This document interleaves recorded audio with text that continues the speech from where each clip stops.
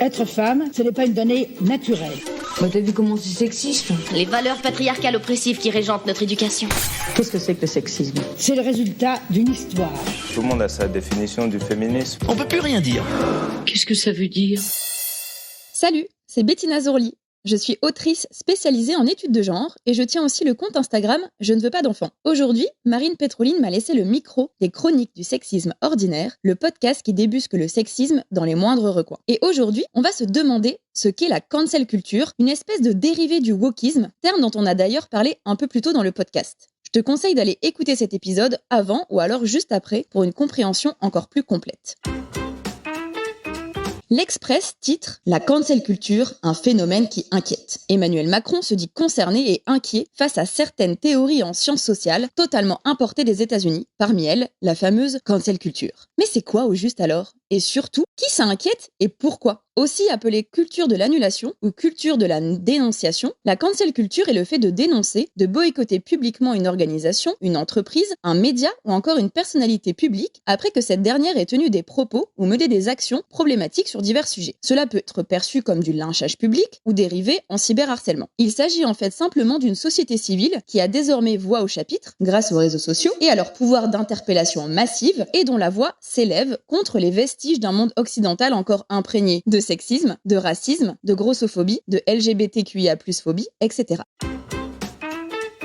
Alors oui, la cancel culture présente des risques, comme l'explique Rachel Kahn dans son livre Racé. Le risque premier est celui de gommer certains mots, certaines idées, certains concepts et de les remplacer par des idéologies. Je ne sais pas si vous vous rappelez en 2021 de la polémique, j'emploie des guillemets quand même autour du mot polémique, autour du dessin animé Blanche-Neige qui était pris pour cible sur internet notamment à cause du baiser final du prince qui embrasse Blanche-Neige alors qu'elle est endormie et donc non consentante. Beaucoup de journalistes et de personnalités ont complètement détourné le propos, à l'instar du tweet de Robert Ménard où il disait « Les psychopathes de la cancel culture s'attaquent maintenant à Blanche-Neige. Ils vont finir par faire de notre monde une immense Corée du Nord. » En réalité, cette remarque à propos de Blanche-Neige avait simplement pour but de dénoncer le sexisme et le non-consentement de cette scène, sans pour autant prôner que la dite scène disparaisse du film. Bien sûr, si cela avait été le cas, il s'agirait d'une volonté d'effacer un pan de l'histoire, puisque Blanche-Neige est un dessin animé historique et connu internationalement. Heureusement, ce n'était pas vraiment l'intention de cet acte de cancel culture. Comme l'explique à plusieurs reprises Iris Bray dans son livre Le regard féminin, le but est plutôt de pointer du doigt le sexisme latent et omniprésent dans notre société, et notamment dans le milieu du cinéma, afin de le reconnaître et de l'admettre, pour ensuite faire de la pédagogie et proposer autre chose, sans pour autant supprimer toutes les œuvres problématiques qui ont existé.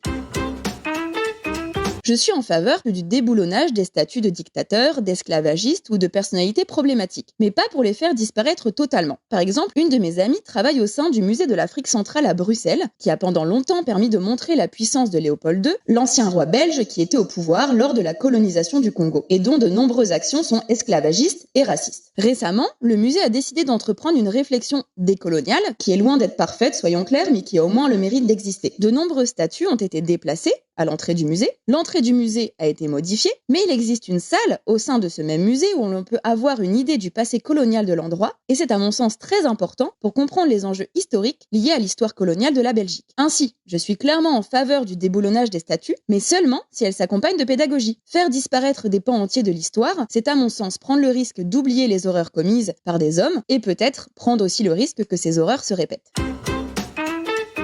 En somme, la cancel culture n'existe pas réellement en soi. C'est, comme plein d'autres termes qui ont éclos dans le débat public depuis 10 ans, une expression utilisée par les dominants pour tenter de diaboliser les personnes progressistes qui veulent faire bouger les lignes d'un monde empreint de sexisme, de racisme, bref, de rapports de domination. Voilà, maintenant vous savez ce qu'est la cancel culture. Les mots sont importants, car comme le dit Simone de Beauvoir, nommer c'est dévoiler, et dévoiler c'est déjà agir. Rendez-vous dans le prochain épisode pour continuer à nommer, dévoiler et agir contre le sexisme. En attendant, vous pouvez retrouver les chroniques du sexisme ordinaire sur les réseaux sociaux et vous abonner à la newsletter pour découvrir encore plus de pépites antisexistes. Si vous pensez que tout ce qu'on raconte ici est important pour arriver à plus d'égalité, parlez-en autour de vous, laissez-nous des mots d'amour sur Apple Podcast et Spotify. C'est important, ça permet à d'autres personnes de découvrir le podcast, et puis nous, ça nous fait plaisir de savoir que vous appréciez ce qu'on raconte.